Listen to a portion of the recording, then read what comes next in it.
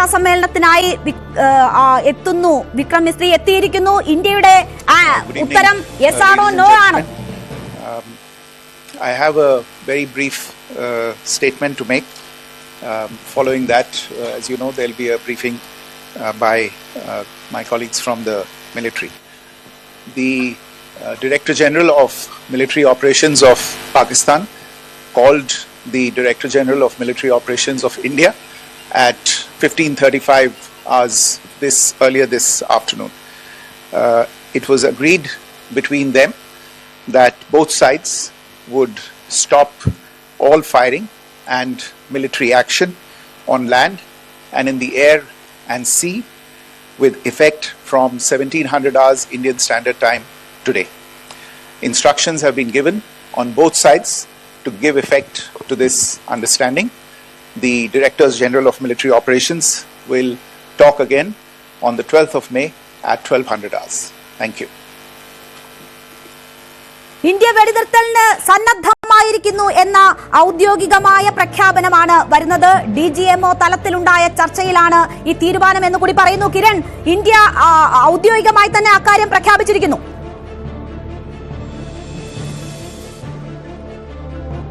DGMO തലത്തിൽ ഇന്ന് ചർച്ചയുണ്ടായിരുന്നു. അത് നേരത്തെ തന്നെ മാധ്യമങ്ങൾ 5 മണി മുതൽ ഈ വെടിനിർത്തൽ പ്രാബല്യത്തിൽ വന്നിരിക്കുകയാണ്. DGMO തലത്തിൽ ചർച്ചയ്ക്ക് ശേഷം ഇന്ത്യ 5 മണി മുതൽ വെടിനിർത്തൽ പ്രാബല്യത്തിൽ വന്നു എന്നത് സ്ഥിരീകരിക്കുന്നു.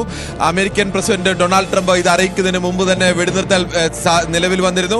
ഇന്ത്യയിൽ ഔദ്യോഗികമായി തന്നെ ഇന്ത്യയും പാകിസ്ഥാനും വെടിനിർത്തലിലേക്ക് എത്തിച്ചേർന്നിരുന്നു. ആദ്യം അമേരിക്കൻ പ്രസിഡന്റ് ഡൊണാൾഡ് ട്രംപ് ഇത് ലോകത്തെ അറിയിക്കുന്നു. അതിനുശേഷം പാകിസ്ഥാന്റെ ഭാഗത്ത് നിന്ന് സ്ഥിരീകരണം വരുന്നു.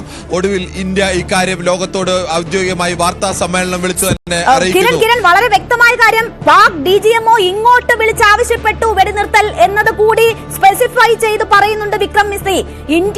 ഇന്ത്യയോട് പാകിസ്ഥാൻ DGMO വിളിച്ച് വെടിനിർത്തലിന് അഭ്യർത്ഥിക്കുകയായിരുന്നു. അതെ, അങ്ങനെ തന്നെയാണ്. പാകിസ്ഥാന്റെ ഭാഗത്ത് നിന്നും വെടിനിർത്തലിനെ ഇന്ത്യയോട് വിളിച്ച് അഭ്യർത്ഥിക്കുകയായിരുന്നു എന്നത് പറയുന്നു. അത് എങ്ങനെയാണ് രണ്ട് രാജ്യങ്ങളെയും സ്വാഭാവികമായും ഇടനില നിന്ന അമേരിക്ക രണ്ട് രാജ്യങ്ങളെയും അവരെ സംബന്ധിച്ചിടത്തോളം രണ്ട് രാജ്യങ്ങളും വെടിനിർത്തലിലേക്ക് പോകേണ്ടത് അല്ലെങ്കിൽ ഇരു രാജ്യങ്ങളെയും സംതൃപ്തിപ്പെടുത്തിക്കൊണ്ട് ഒരു നിലപാട് സ്വീകരിക്കേണ്ടതൊക്കെ ആവശ്യമാണ്. അതുകൊണ്ടാവും അവർ അത്തരത്തിലേക്ക് ഒരു നിലപാട് സ്വീകരിച്ചത്. ഇതെല്ലാം നേരത്തെ തന്നെ ഇരു രാജ്യങ്ങളും 3 രാജ്യങ്ങളും തമ്മിലുണ്ടാക്കിയ ധാരണയുടെ അടിസ്ഥാനത്തിൽ തന്നെയാവും ആദ്യം ആര് ഇത് പ്രഖ്യാപിക്കണം, അതിനുശേഷം പിന്നീട് ആര് പ്രതികരിക്കണം, അതിനുശേഷം ഇന്ത്യ എങ്ങനെ പ്രതികരിക്കണം. ഇക്കാര്യത്തിലൊക്കെ ഇത് വാക്കുകൾ പോലും വിട്ടുപോയി കഴിഞ്ഞാൽ അത് വാർത്താ സമ്മേളനത്തിൽ ചോദ്യങ്ങൾക്കൊന്നും അദ്ദേഹം നിന്നില്ല. ഒറ്റ 2 വരിയിൽ തന്നെ വന്ന് വിവരം പ്രഖ്യാപിക്കുക, മടങ്ങുക എന്നുള്ളതായിരുന്നു. ഇത് വളരെ വ്യക്തമാണ്. അമേരിക്ക ആദ്യം ഇത് ഏതെങ്കിലും വാർത്താ സമ്മേളനത്തിൽ പ്രസിഡന്റ് പ്രഖ്യാപിക്കുന്നത് എക്സിലൂടെ ഇങ്ങനെ ഒരു അറിയിപ്പ് നൽകുന്നു. അതിനുശേഷം പാകിസ്ഥാന്റെ ഭാഗത്ത് നിന്ന് എക്സിലൂടെ പാകിസ്ഥാൻ വിദേശകാര്യമന്ത്രി ഇത് അംഗീകരിക്കുന്നു. അതിനുശേഷം ഇന്ത്യയുടെ രീതി അങ്ങനെയാണ്. ഔദ്യോഗികമായി വാർത്താ സമ്മേളനം നടത്തി പ്രഖ്യാപിക്കുക എന്നുള്ളതാണ്. 3 തവണ തിരിച്ചടിച്ചപ്പോഴും ഇന്ത്യ ഔദ്യോഗികമായി വാർത്താ സമ്മേളനം നടത്തി തന്നെയാണ് പ്രഖ്യാപിച്ചത്. അത് ലോകത്തിന് നൽകുന്ന ഒരു സന്ദേശമാണ്. ഞങ്ങൾ ഒരു കാര്യം ചെയ്താൽ ഞങ്ങൾ ഓൺ ചെയ്യും, അത് ഇന്ത്യ ഓൺ ചെയ്യും. ഇന്ത്യ അത് ഓൺ ചെയ്തുകൊണ്ട് തന്നെയാണ് ഓരോ കാര്യങ്ങളും ചെയ്യുന്നത്. അത് ഉത്തരവാദിത്തമുള്ള ഒരു രാജ്യത്തെ സംബന്ധിച്ച് അങ്ങനെ മാത്രമേ പ്രതികരിക്കാൻ കഴിയൂ. അല്ലാതെ ഒരു യുദ്ധമുണ്ടായോ തിരിച്ചടി ഉണ്ടായിട്ട് ഞങ്ങൾ അതിൽ നിന്ന് മാറി നിൽക്കുന്നു എന്ന് പറയുന്നത് ഉത്തരവാദിത്തമുള്ള രാജ്യത്തിന് പറ്റിയ നിലപാടല്ല. ഇന്ത്യൻ നിലപാട് എല്ലാ കാലത്തും അങ്ങനെ തന്നെയാണ്. ഇന്ത്യ യുദ്ധം തുടങ്ങുമ്പോൾ 71 യുദ്ധമായാലും ഇന്ത്യൻ യുദ്ധം തുടങ്ങുമ്പോൾ ആ യുദ്ധം തുടങ്ങുന്നത് പ്രഖ്യാപിച്ച ശേഷമാണ് ഇന്ത്യ യുദ്ധത്തിലേക്ക് വരുന്നത്. ഇന്ത്യ എന്ത് ചെയ്യും എന്ന് അറിയിച്ച ശേഷമാണ് ഇന്ത്യ യുദ്ധത്തിലേക്ക് വന്നത്. ഇപ്പോൾ അവിടെയും അങ്ങനെ തന്നെയാണ്. ആദ്യം അമേരിക്കയുടെ ഭാഗത്തു നിന്ന് അങ്ങനെ ഒരു അറിയിപ്പുണ്ടാകുന്നു, പാകിസ്ഥാൻ അത് അംഗീകരിക്കുന്നു, ഇന്ത്യയും അത് അംഗീകരിക്കുന്നു. 5 മണിക്ക് ഈ അറിയിപ്പെല്ലാം വരുന്നതിന് മുമ്പ് തന്നെ 5 മണിക്ക് തന്നെ ഔദ്യോഗികമായി വെടിനിർത്തൽ നിലവിൽ വന്നിരുന്നു എന്നത് കൂടി നമ്മൾ മനസ്സിലാക്കണം. അങ്ങനെ വളരെ കൃത്യമായ രീതിയിൽ തന്നെ ഇന്ത്യ എങ്ങനെയാണോ പഹൽഗാമിൽ പാകിസ്ഥാന്റെ സഹായത്തോടു കൂടി അവിടുത്തെ ഭീകര സംഘടനകൾ ഇന്ത്യക്കാരുടെ ചോരയെടുത്തത്, അതിന് കൃത്യമായി തന്നെ മറുപടി അന്തസ്സായി തന്നെ ഇന്ത്യ രാജ്യം നൽകിയിരിക്കുന്നു. അതിനുശേഷം വീണ്ടും അങ്ങനെ ഒരു യുദ്ധത്തിലേക്ക് പോകാൻ ഞങ്ങൾക്ക് താല്പര്യമില്ല. യുദ്ധത്തിലേക്ക് പോയാൽ സ്വാഭാവികമായും അത് ഇന്ത്യയുടെ എക്കണോമിയൊക്കെ തിരിച്ചടിക്കുന്നതോ അല്ലെങ്കിൽ ലോകത്തിനൊക്കെ ഭീഷണിയാണ്. ഇന്ത്യ ഒരിക്കലും അങ്ങനെ യുദ്ധം ആഗ്രഹിക്കുന്ന ഒരു രാജ്യമല്ല. പാകിസ്ഥാന് തിരിച്ചടി നൽകുക, ഭീകരവാദികൾക്ക് തിരിച്ചടി നൽകുക, അത് കൃത്യമായി ഇന്ത്യ നൽകി കഴിഞ്ഞു. പാകിസ്ഥാനിലെ 9 ഭീകര താവളങ്ങൾ തകർത്തുകൊണ്ടാണ് ഇന്ത്യ തുടങ്ങിയത് തന്നെ. അതിനുശേഷവും പാകിസ്ഥാനോട് പറഞ്ഞു, ഇനിയും ഞങ്ങൾ ആക്രമിക്കില്ല, നിങ്ങൾ ആക്രമിക്കാതെ. പിന്നെയും ഇങ്ങോട്ട് ആക്രമണത്തിന് വന്നു, ഇന്ത്യ തിരിച്ചടിച്ചു.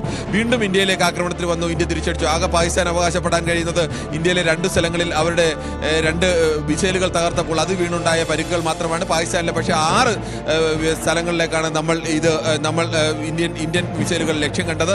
എന്തായാലും രണ്ട് രാജ്യങ്ങളും തമ്മിൽ സൗഹൃദത്തിന്റെ അന്തരീക്ഷത്തിലേക്ക് അല്ലെങ്കിൽ ഇപ്പോഴത്തെ സംഘർഷ അന്തരീക്ഷം മാറി എന്നുള്ളത് ലോകത്തിനെ സംബന്ധിച്ചും ഇന്ത്യയെ സംബന്ധിച്ചും പാകിസ്ഥാനെ സംബന്ധിച്ചും എല്ലാവരെയും സംബന്ധിച്ചും പ്രതീക്ഷ നൽകുന്ന ഘടകം തന്നെയാണ്.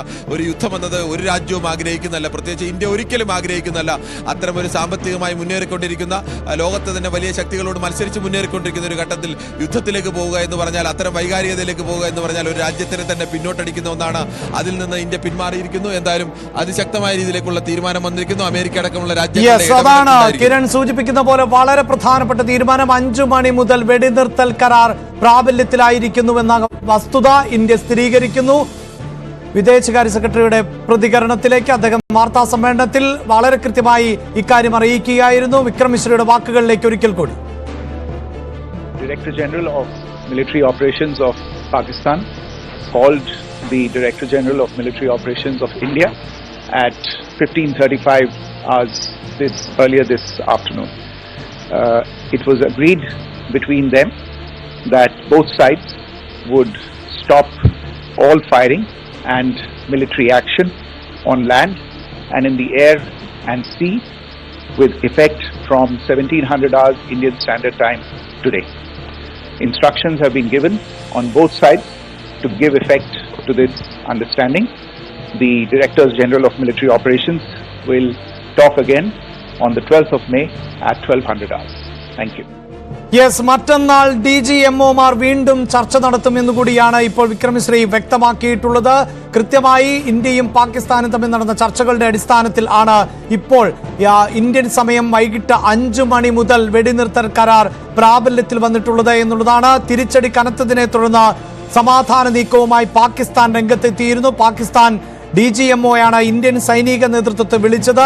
പിന്നീട് ഇരുവരും തമ്മിലുണ്ടായ ചർച്ചയിൽ ഇപ്പോൾ വെടിനിർത്തൽ കരാറിലേക്ക് എത്തിയിരിക്കുന്നു. അങ്ങനെയാണ് നമുക്ക് ഈ വാക്കുകളിൽ നിന്ന് മനസ്സിലാക്കേണ്ടത്. കൂടുതൽ ചോദ്യങ്ങൾക്ക് ഏറ്റവും പ്രധാനപ്പെട്ട സമയത്ത് അത്തരം വിവാദങ്ങൾക്കോ അല്ലെങ്കിൽ കൂടുതൽ കോംപ്ലിക്കേറ്റഡ് ആക്കാനോ ഒന്നും ഇന്ത്യൻ സൈന്യമോ അല്ലെങ്കിൽ ഇന്ത്യയോ ആഗ്രഹിക്കുന്നില്ല എന്നത് തന്നെയാണ്. വളരെ കൃത്യമായി മാധ്യമങ്ങളോട് ഇത് സംബന്ധിച്ച സ്ഥിരീകരണം നടത്തുകയും പിന്നീട് പിൻവാങ്ങുകയും ചെയ്യുന്ന സാഹചര്യം ആണ് ഉണ്ടായിട്ടുള്ളത്. അതായത് കിരൺ ചുരുങ്ങിയ വാക്കുകളിൽ വെടിനിർത്തൽ പ്രാബല്യത്തിൽ വന്നിരിക്കുന്നു എന്നറിയിക്കുന്നു. DGMOമാരുടെ യോഗം മീറ്റിംഗ് മറ്റന്നാൾ നടക്കുന്നു എന്നുകൂടിയാണല്ലോ അറിയിച്ചത്. അതെ, അത് തന്നെയാണ്. ഇതിൽ മറ്റൊരു കാര്യം ഏറ്റവും പ്രധാനമായി നമുക്ക് ചൂണ്ടിക്കാണിക്കേണ്ടതുണ്ട്.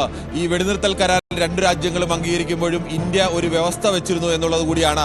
ആ വ്യവസ്ഥയാണ് ഇന്ത്യ വെടിനിർത്തൽ കരാർ ലോകം അറിയുന്നതിന് മുമ്പ് തന്നെ, ഇന്ത്യ വെടിനിർത്തൽ കരാർ രണ്ട് രാജ്യങ്ങളും നടപ്പാക്കുന്നതിന് മുമ്പ് തന്നെ ഇന്ത്യ ലോകത്തോട് വിളിച്ചു പറഞ്ഞത്, ഇനി ഇന്ത്യയിലേക്ക് ഒരു ഭീകരാക്രമണം ഉണ്ടായാൽ അതിനെ ഇന്ത്യക്കെതിരായ യുദ്ധമായി കണക്കാക്കും. അതിനെ ആക്രമണമായിട്ടല്ല കണക്കാക്കുന്നത്, യുദ്ധമായി കണക്കാക്കും. യുദ്ധമായി കണക്കാക്കി 24 മണിക്കൂറിനുള്ളിൽ തിരിച്ചടി ഉണ്ടാവും എന്നാണ് പറഞ്ഞത്.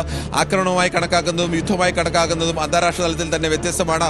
യുദ്ധമായിട്ടാണ് കണക്കാക്കുന്നത്. യുദ്ധം ഔദ്യോഗികമായി പ്രഖ്യാപിച്ചു കഴിഞ്ഞാൽ പിന്നീട് മറ്റൊന്നുമില്ല, അടിക്കുക എന്നുള്ളത് മാത്രമാണ്. യുദ്ധത്തിൽ എല്ലാ കാലത്തും ഒരേ നീതിയാണ്. അത്തരത്തിലേക്ക് ഒരു തിരിച്ചടി ഉണ്ടാവും. അതിന് പിന്നീട് ചർച്ചകളോ അല്ലെങ്കിൽ സമവായോ ലോകരാജ്യങ്ങളെ അറിയിക്കുക, തെളിവുകൾ നിർത്തുക, അതൊന്നും ഉണ്ടാവില്ല. അത് ആ വ്യവസ്ഥ